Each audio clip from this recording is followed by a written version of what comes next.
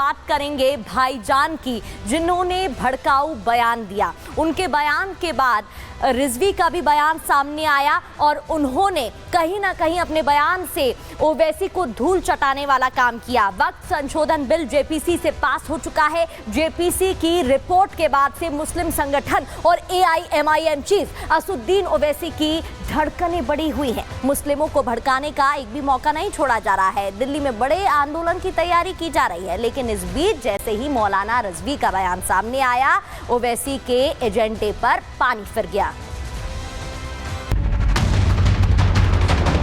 17 तारीख को जंतर मंतर के ऊपर जमा होकर के नाराजगी का इजहार करें। इस बिल के जरिए कि मुसलमानों से मस्जिदों को छीन लिया जाए। केंद्र सरकार वक्फ संशोधन बिल पास कराने की तैयारी में है।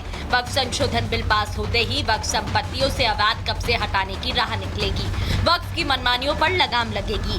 वक्फ बोर्ड में पारदर्शिता आएगी और सबसे बड़ी बात कि वक्फ बोर्ड में कुछ लोगों का एकाधिकार हमेशा के लिए खत्म हो जाएगा। यही वजह है कि खुद को मुस्लिमों का हिमायती बताने की होड़ मची हुई है।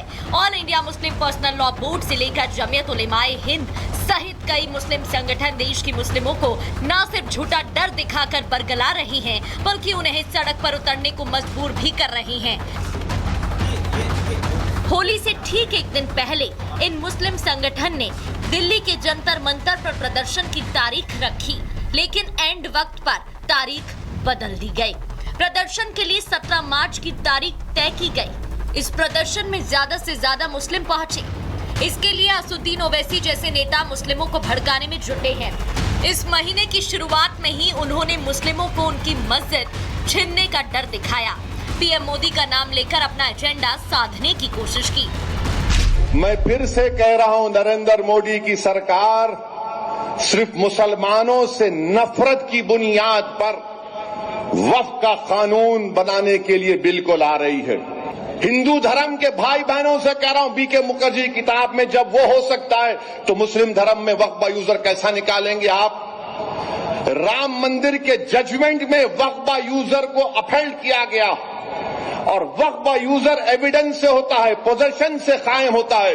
मोदी बोल रहे नहीं, वक्फ यूजर मैं निकालूंगा। होली और जुमे को लेकर खूब सियासत हुई, लेकिन ओवैसी चुप रहे। लेकिन जैसे ही 17 मार्च की तारीख करीब आई, ओवैसी एक बार फिर मुस्लिमों को भड़काते नजर आए। इस बार योगी सरकार के फैसले को आधार बनाकर उकसाने की राजनीति शुरू कर दी। एक चीफ मिनिस्टर बोल रहे नहीं, जुम्मे की नमाज घर में भी पढ़ सकते। आप कब से फजीलतुल शेख बन गए? आप कब से अल्लामा बन गए? ये समझ में नहीं आया। अब दीन मैं इनसे सीखूं। हम मस्जिद को जाएंगे और मस्जिद को आबाद करते रहेंगे, क्योंकि हमारा फ्रीडम ऑफ रिलीजन है। आर्टिकल 25 मुझे इस बात की इजाजत देता है। मैं अपना दीन तुमसे नहीं सीखूंगा। होली के बाद असदुद्दीन ओवैसी की ऐसी बयानबाजी के पीछे का मकसद समझना बेहद जरूरी है। होली और जुमे की नमाज का शांति से गुजर जाना बहुत से मुस्लिम नेताओं को रास नहीं आ रहा।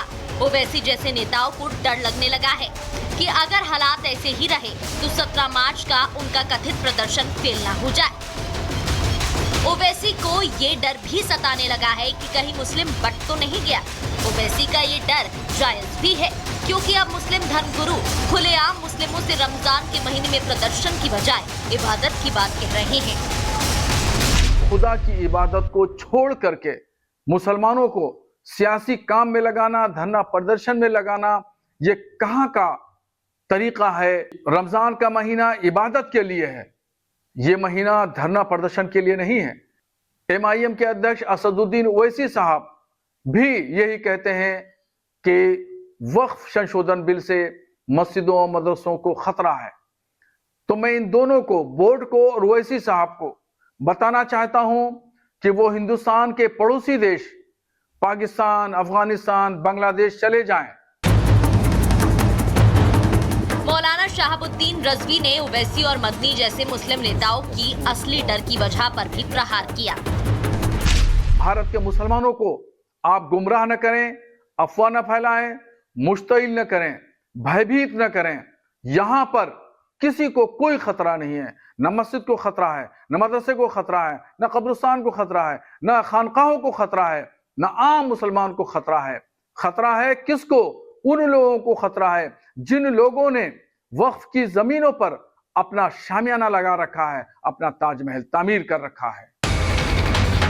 असुद्दीन ओवैसी और अरशद मदनी जैसे भड़काऊ नेताओं के एजेंडे की हवा मौलाना शहाबुद्दीन रजवी ने निकाल दी है। अब देखना ये होगा कि क्या कल जंतर मंतर पर AIMPL भी भीड़ जुटा पाती है या फिर से कोई नई तारीख रखी जाती है। Bureau report, Republic Bharat. बढ़ते आगे, आतंकी संगठन लश्कर ए तैयबा को सबसे बड़ा झटका लगा है। पाकिस्तान में आतंकी हाफिज सईद का राइट हैंड कहा जाने वाला आतंकी अबू कतला ढेर कर दिया गया है। अज्ञात हमलावरों ने अबू को मार डाला है, उसका अंत कर दिया है, लेकिन दावा किया जा रहा है कि निशाने पर हाफिज सईद था। दिखाते हैं आपको रिपोर्ट में।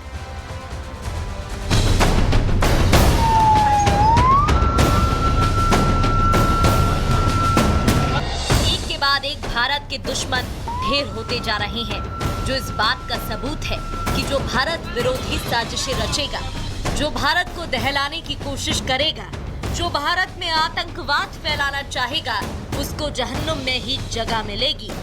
और हुआ भी कुछ ऐसा ही, क्योंकि जम्मू कश्मीर में तीर्थयात्रियों की बस पर हमला करवाने वाला मास्टरमाइंड अबू कताल अब अपनी सही जगह पहुंच गया है।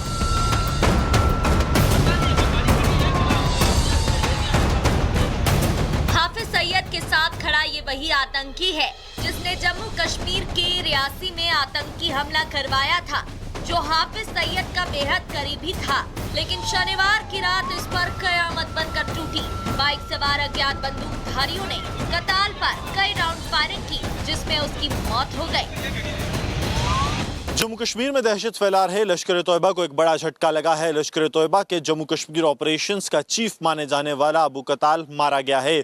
कल देर रात पाकिस्तान के पंजाब के जेलम जिले में अबू कताल जब एक गाड़ी में जा रहा था, उसके साथ एक और लश्कर का टॉप कमांडर था, उन पर जो है फायरिंग की गई। ये फायरिंग बाइक पर आए दो जो है गनमैन की तरफ से की गई, जिनकी पहचान अभी तक नहीं हो पाई है। इसमें अबू कताल मारा गया है। आपको बता दें कि अबू कताल दो बड़े मामलों में जो है जम्मू कश्मीर में हमले अंजाम दे चुका है, जिसके बाद राष्ट्रीय जांच एजेंसी को लगातार उसकी तलाश थी, लेकिन वो पाकिस्तान में बैठकर बड़े आतंकी हमलों की कमांड दे रहा था। अबू कताल वही आतंकी है जिसने जम्मू कश्मीर के राजौरी और पुंछ में भारतीय सेना नागरिकों पर दो बड़े हमले किए, जिसमें सबसे पहला हमला राजौरी जिले के ढांगरी में 1 जनवरी 2023 को हुआ, जिसमें 7 हिंदुओं की हत्या कर दी गई। इसके बाद दूसरा हमला 20 अप्रैल 2023 को भट्टा दुरियान में हुआ, जिसमें भारतीय सेना के काफिले पर अबू कताल के ऑर्डर पर टेरर अटैक किया गया, जिसमें राष्ट्रीय राइफल्स यूनिट के 5 जवान शहीद हो गए थे।